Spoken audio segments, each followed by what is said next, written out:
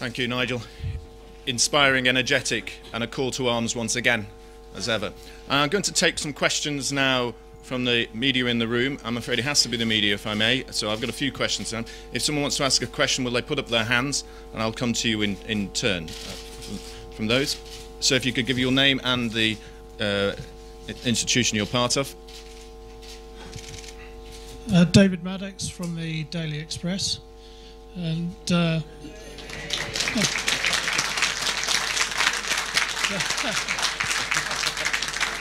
that's a rare journalist. Just on next week, Nigel. Just wanted a few words on how you're preparing for the showdown with David Cameron, and whether you think you can seal the deal next week and finish him off after his mangling last night. How am I preparing? Well, as I always prepare, clean, healthy living, which is a very important part of what I do. No, actually, do you know something? I think that next week got a bit easier for me last night. We had the Prime Minister telling us that we could maintain, controls on immigration numbers whilst remaining part of the EU. Not true. We had the Prime Minister effectively telling us that we got a wonderful deal from France because after 4 years of wrangling, they started buying British beef again, whereas the Americans wouldn't buy our beef, without telling us that we won't buy the Americans' beef. And then, best of all, top of the pops, we got a Prime Minister who for 10 years has been the most vocal supporter of Turkey joining the European Union. I will fight, he said, for Turkish membership of the European Union. I will pave the road from Ankara to Brussels. He said it again and again for 10 years, and in response to a question from the audience, he said, "We have a veto." Yes, Prime Minister, but not one you would ever intend to use. And I think this sheer level of dishonesty and deception says to me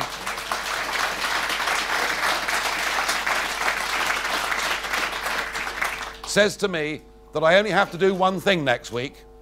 All I have to do next week is tell the truth, because the British public are ready to hear it.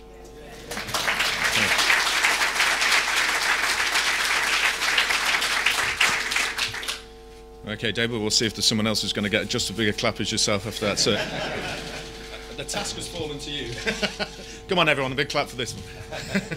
Sorry, sir, if your name and your organisation. William James from Reuters. Thank you, William. Thank you. You mentioned it in your speech that you've now got senior Tories, Boris, Michael Gove, parroting your ideas. Just interested in how that feels for you as someone who's tackled the political establishment and taken it on, to have them adopt your ideas. Is that a positive as you see it? And also, what role does that leave for UKIP post-referendum? Well, I don't think that Boris Johnson and Michael Gove are parroting my ideas. I think they're converts. I know, I really do. I think they're converts. They've got it. They've gone outside the M25. They've met some real people going around the country. You know, rather fewer Notting Hill dinner parties. I even saw them the other day having a pint in a pub. I can't imagine where that came from. I really can't. So, what do I think? Do you know, I'll answer both your questions in one. The day that David Cameron gave the Bloomberg speech, a lot of people said, well, you must be very disappointed, Nigel, because it isn't just you and UKIP that are saying this now. The Prime Minister's saying this now. And the need for UKIP has evaporated. They said the UKIP fox had been shot. They kept on saying it. I thought perhaps foxes were going to become an endangered species. And yet what happened after the Bloomberg speech? Effectively, what the Prime Minister did was to validate and put into the mainstream everything we'd been condemned for with our comments about the European Union. And indeed, that helped propel us to winning the European elections of 2014. We have taken this issue, received shed loads of abuse. It is now at the centre mainstream of the national political debate. And I couldn't be more thrilled that that is where we are, because that will win us this referendum. And what happens afterwards to the Labour Party or the Conservative Party or UKIP, important though that may be, is as nothing to me as getting back control of my country. That's what really matters to me.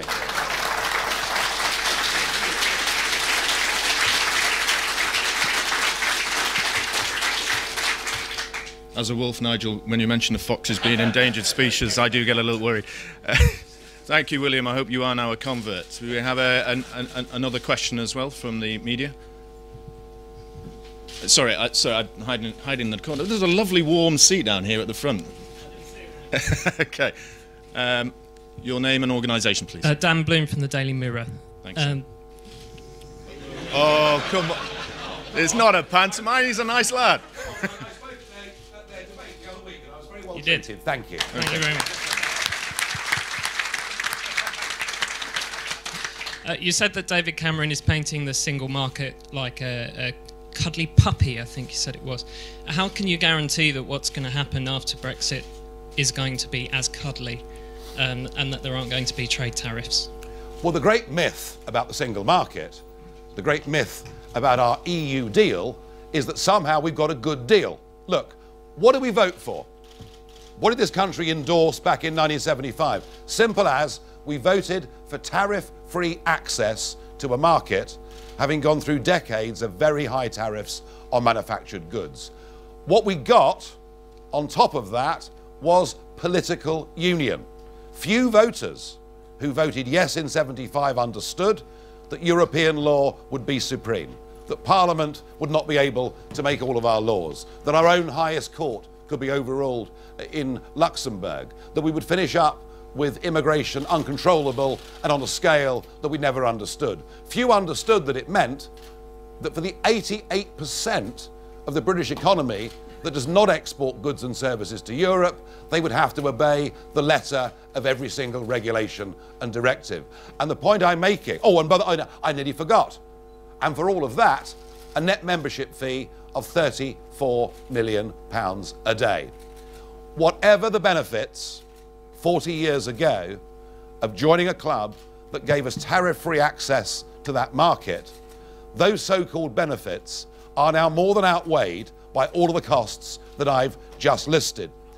And the idea that France and Germany would not want to continue selling to what is now their biggest export market in the world is frankly unthinkable.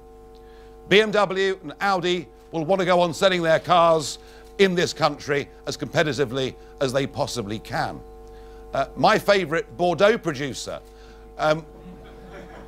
will not want to lose my custom. But even if, okay, let's take the worst case scenario. Even if they decided they would cut off their noses to spite their faces, even if Hollande and Merkel decided they were quite happy to lose their national elections next year, and we emerged at the end of the 2-year process with no deal, but continuing under World Trade Organization rules would be better and cheaper for this country where we currently are. The worst case possible scenario is better than where we are today. And I want to say one last thing, that there is far too much obsession with trade with Europe. What about trade with the rest of the world? And we'll be free to make our own arrangements.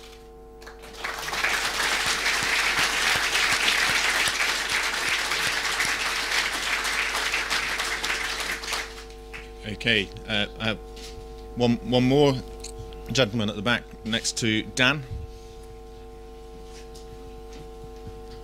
Ian Silvera from the International Business Times. Nigel, you sort of outlined that Vote Leave has switched to an immigration argument.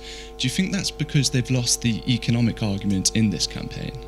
No, I don't. I have to say, I mean, look, I said earlier that I thought that Boris Johnson and Michael Gove and all the others were genuine converts. They are. They are, you know, and British politics has changed. The centre of gravity has moved this week. And I praise Vote Leave for moving on to this agenda. Some of us might have got there a bit more quickly, but I praise them for getting there. I think on the economics of it, if I can be mildly critical, they haven't been robust enough. Yes, it's quite right to say that Cameron is scaremongering. It's quite right to say that the Treasury are producing forecasts based on really very false economic models. It's quite right to say that the overpaid failures at the IMF and the OECD and the people who get everything wrong, their voices frankly aren't worth listening to. But I think we need to fight back on the economics very much more robustly, and I think I just did that with your colleague from the Daily Mirror. Okay. I can take one more question. So is the sorry, so there's a gentleman down in the corner. I've seen an arm. Is there anyone else? Let's see.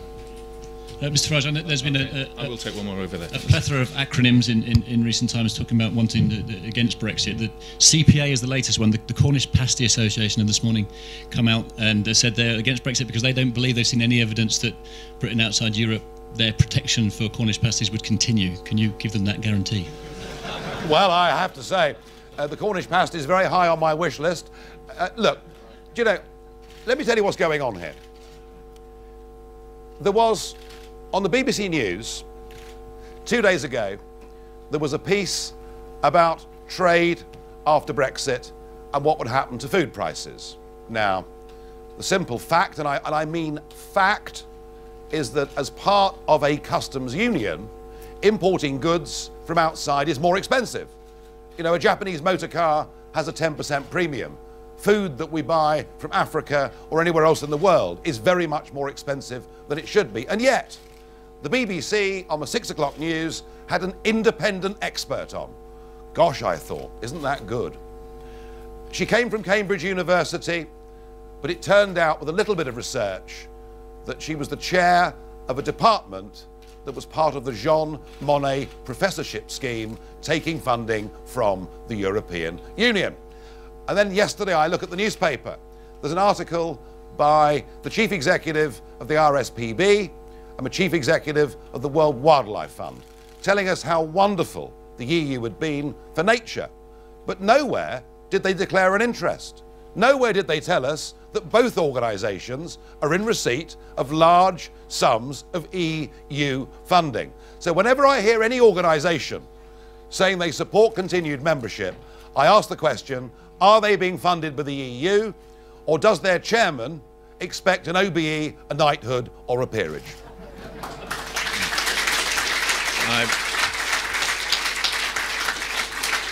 So there were two arms that went up at the same time, so I will take this as the last question. Name and organisation, please. Rajdeep Sandhu from the BBC. Oh, come on. Come on, let's all be friends here. That's it. You said that you wouldn't measure immigration by GDP because you said money matters more than some other things. I said money doesn't matter. Money doesn't matter as much as others. Yeah. But what would be your alternative proposal to measure immigration? Oh, what should immigration be? Well, look, we in the 1950s, the 1960s, the 1970s, the 1980s, the 1990s, until Mr. Blair got in. But for that whole post-war period, we had annual net migration averaging about 30,000 people a year. At that level, and given that most people that came from the Commonwealth, and we had a shared history and a shared language, frankly, by the mid-1990s, there was actually no debate. There was no political debate about immigration in the general elections of 1992 and 1997. It was a non-issue. I stood for UKIP in 1997, and in my election address, the word immigration wasn't mentioned. It didn't need to be, because we were going along at a normal, sensible, acceptable rate that worked, and it brought a level of diversity that people thought was good. And it certainly improved the food in this country immeasurably. So that was good. It was a happy situation.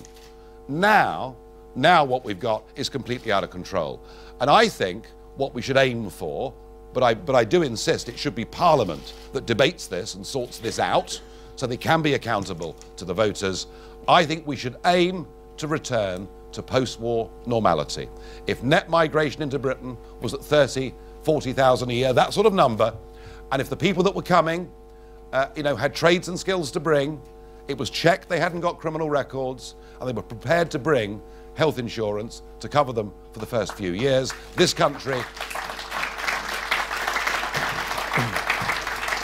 then this country would be at ease with itself about levels of immigration, and we would then have a big job to assimilate what we've taken in over the last few years, but we would solve this problem, and in 10 years' time, I hope we'd never have to discuss the subject again. But we can't do it. As members of the European Union, that penny has dropped with the British public, and it's dropped with the Prime Minister, and it's why we're now going to win this referendum.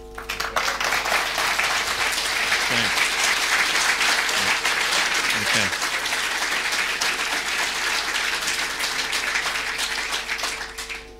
Thank you, Nigel. Thank you, ladies and gentlemen. That will be the end of this conference and speech. I want to thank all of you for coming. For those who are supporters, I want you to remember the positive message that you've heard from Nigel this morning, that this is a country that is on the up, that we will have opportunities outside of the world. We'll be able to trade with our neighbours to the right, to the left and the centre. We can have a country that we can call our own, be proud of the past, but also proud of the future. Let's just get out there, make sure that the clouds stay over David Cameron forever and ever, and leave the European Union. Thank you very much. Yeah, sorry.